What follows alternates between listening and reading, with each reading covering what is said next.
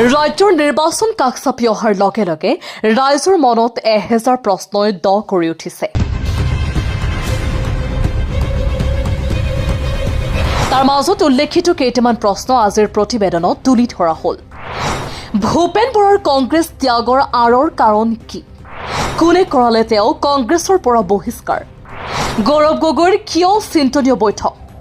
ৰাহুল গান্ধীৰ ফোন কলৰ বাবেই চিন্তা বাঢ়িছে নেকি গৌৰৱ গগৈৰ?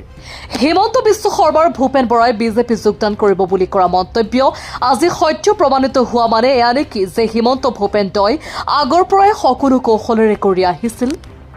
গৌৰৱ গগৈ পাকিস্তানী এজেণ্ট সজোৱাৰ আঁৰত কি ভূপেন বৰাৰ কোনো কৌশল আছিল? মাজে সময়ে হিমন্ত বিশ্ব শৰ্মাই কংগ্ৰেছৰ আভ্যন্তৰীণ সকলো গম পোৱা বুলি কোৱাৰ আঁৰৰ এজেণ্ট তেন্তে ভূপেন বৰাও আছিল নেকি? কমেণ্ট বক্সত আপোনালোকে নিজ নিজ বিচাৰ ৰাখিব।